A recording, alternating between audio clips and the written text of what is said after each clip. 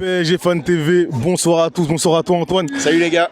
Je vais te poser une question sur, vas-y, un petit peu politique on va dire. Ah. Les vautours se profilaient à la éventuelle quatrième défaite du Paris Saint-Germain. Ça sera pas le cas. On reviendra pas aux années 2000, hein. J'entendais ça là, avant la fin de rencontre. Quel est ton regard sur tout ça? Est-ce que tu estimes que le but de Messi est l'arbre qui cache la forêt? Un peu, parce que il n'empêche que si on gagne pas, l'OM peut revenir tout près et avant le Classico, donc on aurait quand même été dans une situation compliquée. Après, ce qu'il faut retenir d'un match pareil, c'est quand même la mentalité des gars, et notamment Mbappé, que moi j'avais devant moi en deuxième mi-temps. Le gars, il a pas arrêté du match, il a remobilisé tout le monde à chaque fois qu'il y en avait un qui baissait un peu la tête. Il allait chercher les Lillois qui essayaient de gagner du temps, et franchement, cette équipe avec lui, c'est pas la même. Et ça, c'est évident depuis un an et demi au moins, et voilà, on sait qu'il peut être l'homme qui peut tout changer.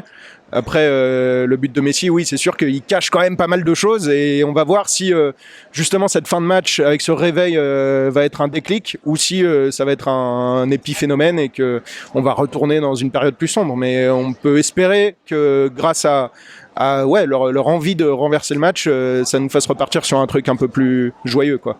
Période plus joyeuse. Tu as parlé de Mbappé comme étant un élément indispensable, on le sait, un joueur extraordinaire, mais est-ce que c'est dû à la tactique de Galtier qui finalement organise sa stratégie autour du joueur, et quand il n'est pas là, c'est compliqué, ou est-ce que tu penses que c'est vraiment Mbappé qui fait que l'équipe augmente de niveau? Moi, j'entends beaucoup de choses sur Galtier, et moi j'ai tendance à être plutôt indulgent avec lui, parce que plutôt indulgent. Il y a des choses qui m'ont énervé. Le match contre le Bayern, forcément, de jouer comme une petite équipe face à une grosse, ça m'a fait mal. Mais quand vous avez un effectif aussi déséquilibré que celui qu'il a, avec le nombre de blessures qu'il a, les états de forme disparates de tous les joueurs, franchement, c'est difficile de mettre les choses en place. Alors évidemment qu'il a des choses à lui reprocher, et je pense que notamment ce fait de jamais sortir Messi, même si aujourd'hui c'était une bonne chose parce que au final il nous fait gagner le match sur son dernier coup franc, mais d'avoir l'impression de se coucher un peu devant les trois de devant, et notamment les deux qui sont pas à leur niveau normal en ce moment, ça peut donner l'impression qu'il a pas les clés et qu'il faut quelqu'un d'autre à sa place. Malgré tout, quand on voit le match d'aujourd'hui, le vrai facteur qui change tout, c'est quand même Mbappé, parce que il apporte une vitesse, il apporte un impact, il apporte une pression sur la défense adverse que personne d'autre dans cette équipe ne peut mettre.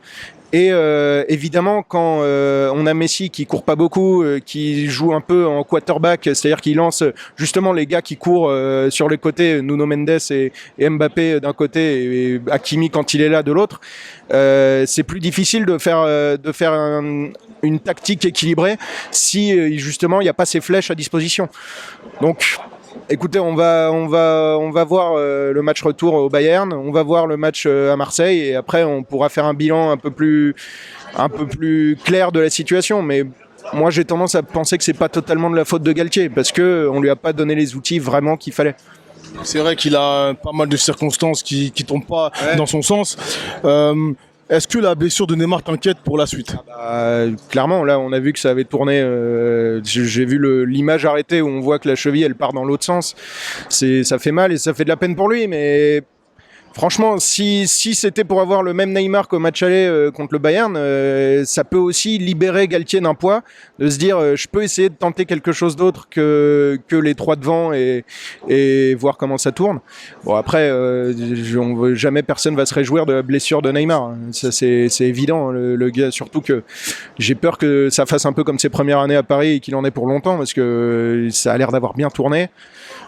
C'est compliqué. De toute façon, quand on n'a pas ces leaders a priori pour un match comme ça, on n'est pas bien. Je pense qu'il y en a qui disent que c'est un mal pour un bien. Moi, je peux pas entendre ça. Enfin, c'est un discours qui est pas possible de tenir, surtout après une blessure qui a l'air sale comme ça.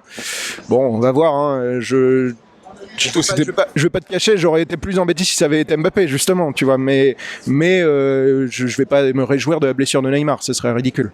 D'accord. Donc pour terminer, Parce que Et en revanche, la blessure qui fait chier aussi ce soir, c'est quand même Nuno Mendes, parce que lui, il faut vraiment qu'il soit là pour... même si Bernat, il n'y a pas grand-chose à dire sur sa rentrée, il fait un super centre sur l'égalisation d'Mbappé, c'est quand même pas pareil quand il n'est pas là, lui. C'est la même chose. donc pour terminer très rapidement, tu as parlé de bilan après les 2 prochaines échéances. En tout cas, je pense à Marseille et je pense bien évidemment au Bayern Munich. Est-ce que tu penses que ça serait un peu prématuré ou sévère de faire un bilan de Galtier alors que finalement il est à sa première année? Le vrai bilan, il sera en fin de saison, s'il reste jusque-là. Après, évidemment, si on sort en 8e et que en plus on fait pas une belle prestation, forcément, il va y avoir, comme tu dis, les vautours qui vont revenir et à raison, parce que on aura manqué l'objectif principal de la saison. J'ai envie de voir quand même ce qui va se passer à Marseille et si sur la fin de saison en championnat, on va s'écrouler complètement ou on va relever la tête et ça va être beau. Mais tout le monde sait très bien qu'au PSG, ce qui compte, c'est le printemps européen et que si on sort au Bayern, il sera en première ligne, Galtier, forcément, de pas au-delà même de lui sa personne, c'est juste par la fonction qu'il occupe. Il faut qu'un entraîneur du PSG aille plus loin que les 8e de finale de Ligue des Champions. Et malheureusement, on a vu souvent pour les entraîneurs précédents que c'était parfois un écueil difficile à passer. Merci à toi. Merci à vous les gars, à la prochaine.